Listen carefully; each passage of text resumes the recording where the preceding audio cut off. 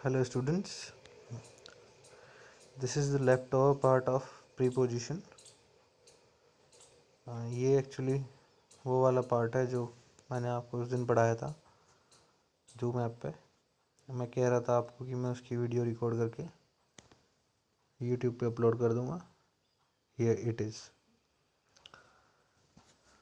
तो इसमें जो सबसे पहला टॉपिक था दैट इज़ कुछ कन्फ्यूजिंग प्रीपोजिशंस होते हैं। जैसे सबसे पहला है बिटवीन अमंग। अब बिटवीन कहाँ यूज होता है और अमंग कहाँ यूज होता है ये हमको समझना है। तो जो बिटवीन यूज होता है वो होता है दो लोगों के लिए या दो चीज़ों के लिए, टू पर्सन और थिंग्स। या तो दो लोग हों या दो चीज़ें हों, उनके बीच में अगर वो सेंटेंस में इस तरीके से यूज हो रही हैं तो उनके बीच में जो प्रीपोजिशन वर्ड यूज होगा वो होगा बिटवीन। और अगर दो से ज़्यादा चीज़ें हैं या दो से ज़्यादा लोग हैं, उनके बीच में you have to distribute something और टू गिव समथिंग। उनके बीच में कुछ डिस्ट्रीब्यूट करना है, उनको कुछ देना है। In that condition we use the preposition word among. उस कंडीशन में हम अमंग प्रीपोजिशन वर्ड यूज़ करते हैं। तो एग्जाम्पल यहाँ पे दिए हुए हैं, distribute these fruits between Ram and Mohan. ये फल राम और मोहन के बीच में बांट दो, या राम और मोहन में बांट दो। तो यहाँ पे दो पर्सन की बात हो रही है, राम और मोहन एग्जैक्ट दिया हुआ है कि दो पर्सन है यहाँ पे। तो उनके बीच में, अब दो के लिए मैंने अभी बताया है, दो के बीच में प्रीपोजिशन वर्ड यूज होगा बिटवीन। फिर अगला सेंटेंस है the teacher distributed books among all the students. अध्यापक ने सारी पुस्तकें सारे स्टूडेंट्स के बीच में बांट दी। तो यहाँ पे वही सेम उनके बीच में बांटी है, बट यहाँ पे क्या है कि यहाँ दो पर्सन से ज़्यादा हैं। यहाँ सारे स्टूडेंट्स की बात हो रही है, दो की बात नहीं हो रही है सिर्फ। तो ऐसी कंडीशन में जहाँ दो से ज़्यादा चीज़ों की बात हो रही हो या दो से ज़्यादा लोगों की बात हो रही हो, तो ऐसे कंडीशन में जो प्रीपोजिशन वर्ड यूज होगा दैट इज अमंग। तो ये पहला जो पॉइंट है बिटवीन और अमंग में डिफरेंस, ये आपको समझ में आ गया होगा। ये कंफ्यूजिंग पेयर्स हैं, लोग इनमें कंफ्यूज हो जाते हैं कि बिटवीन यूज़ करें या अमंग यूज़ करें। ऐसी और भी बहुत सारे हैं। तो मैं समझ रहा हूँ कि आपको ये समझ में आ गया होगा पहला पॉइंट। फिर दूसरा पॉइंट है इन एंड एट। तो जो बड़े प्लेसेस, सिटीज़, टाउन्स, कंट्री, ऐसे इन सब चीज़ों के पहले जो वर्ड यूज होता है दैट इज़ इन। और छोटी जगहों के लिए, छोटे टाउन्स के लिए जो प्रीपोजिशन वर्ड यूज होता है वो एट होता है। जैसे पहला एग्जांपल लेते हैं, Taj Mahal is situated at Agra in India. Taj Mahal India में आगरा में स्थित है। तो आगरा छोटी जगह है, उसके लिए एट यूज़ किया है यहाँ पे इसने, देखो। और इंडिया एक कंट्री है that represents a big nation.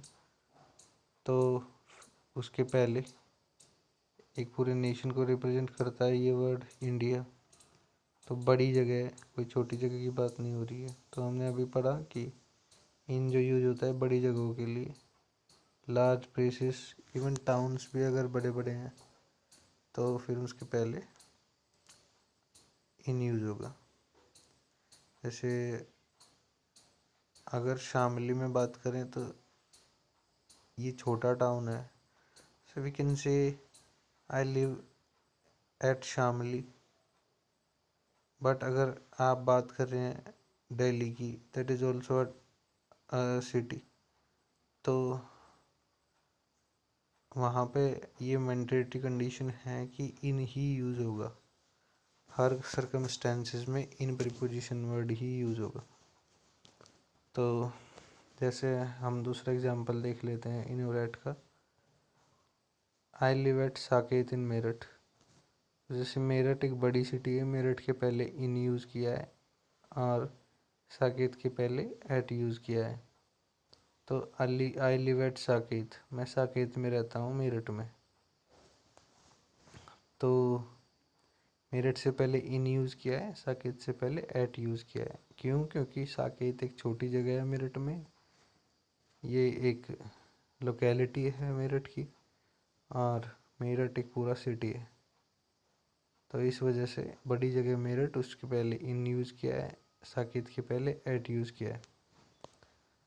फिर तीसरे जो वर्ड्स हैं वो हैं बाई और विद।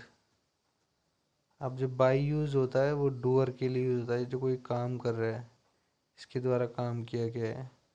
और विद जो यूज़ होता है मतलब इंस्ट्रूमेंट की सहायता से काम किया गया है, मतलब जिस औजार की सहायता से काम किया गया है, जिसके द्वारा काम किया गया है उसके भी पहले बाई यूज होता है। जिस औजार की सहायता या इंस्ट्रूमेंट की सहायता से काम किया गया है उसके पहले विद यूज होता है। अब जैसे हम एग्जाम्पल से देख लेते हैं, the lion was killed by the Hunter with a gun. The lion was killed by the Hunter with a gun. तो शेर को मारा गया शिकारी के द्वारा एक गन के साथ या गन से। तो इसमें देखो आप, हंटर एक डूअर है, मतलब उसके द्वारा वो काम किया गया है, क्या काम? शेर को मारना। तो द हंटर के पहले वर्ड यूज हुआ है क्योंकि ये डूअर है, इसी के द्वारा किया गया है। तो इसके पहले जो प्रीपोजिशन वर्ड यूज हुआ है दैट इज बाई। और किस चीज़ से मारा है, किस औजार से मारा है, किस इंस्ट्रूमेंट से मारा है, उसी की तो बात हो रही थी ना अभी थोड़ी देर पहले कि विद कहाँ पे यूज होता है। जिस किसी इंस्ट्रूमेंट को यूज़ करके वो काम किया जाता है उसके पहले जो प्रीपोजिशन वर्ड यूज होता है दैट इज़ विद। और यहाँ पे गन को यूज़ करके मारा गया है लॉयन को, किसके द्वारा? हंटर के द्वारा। तो हंटर इज डूअर और गन इज इंस्ट्रूमेंट। तो डूअर के पहले बाई, तो हंटर के पहले बाई। तो गन इज एन इंस्ट्रूमेंट और इंस्ट्रूमेंट के पहले विद लगता है, तो गन के पहले विद लगेगा। फिर अगला जो प्रीपोजिशन वर्ड जो दिए हैं कंफ्यूजिंग पेयर्स, सिंस और फॉर। सिंस एक डेफिनिट पीरियड ऑफ टाइम के लिए यूज होता है, फॉर जो है इनडेफिनिट पीरियड ऑफ टाइम के लिए यूज होता है, मतलब निश्चित समय के लिए सिंस यूज होता है। और जो समय निश्चित नहीं है, अनिश्चित पीरियड है कोई, इतना कि इतने टाइम से इतने टाइम तक, तो कोई अनिश्चितता नहीं है उसमें, तो उसके पहले जो प्रीपोजिशन वर्ड यूज होगा दैट इज फॉर। ये देखो आप, एग्जाम्पल भी दिया है इसमें, I am suffering from headache since 4 o'clock। अब इसमें मुझे 4 बजे से सर दर्द हो रहा है, तो कब से हो रहा है? 4 बजे से। तो 4 o'clock is a definite period of time. 4 o'clock till now is a definite period of time, 4 बजे से अब तक, ये एक पीरियड ऑफ टाइम की बात कर रहा है। मुझे कब से सर दर्द हो रहा है? 4 बजे से, पर अब तक हो रहा है। तो 4 बजे से जो अब तक का पीरियड है वो डेफिनेट हो गया ना, तो उसके लिए जो प्रीपोजिशन वर्ड आएगा वो आएगा since. It has been raining for 2 days। 2 दिन से बारिश हो रही है, बट ये नहीं पता कौन से 2 दिन से, क्या पिछले वाले 2 दिन से या पहले कभी 2 दिन हुई थी। तो इसका कोई डेफिनेट पीरियड ऑफ टाइम नहीं है, तो ऐसे कंडीशन में फॉर यूज़ करते हैं। पहले वाले में सिंस यूज़ किया था क्योंकि डेफिनेट पीरियड ऑफ टाइम था, इसमें इनडेफिनेट पीरियड ऑफ टाइम है। टाइम की कोई सर्टन डेफिनेशन नहीं दी है कि इस टाइम से इस टाइम तक, तो ऐसी कंडीशन में जो प्रीपोजिशन वर्ड यूज होगा 2 days के पहले वो हो रहा है फॉर।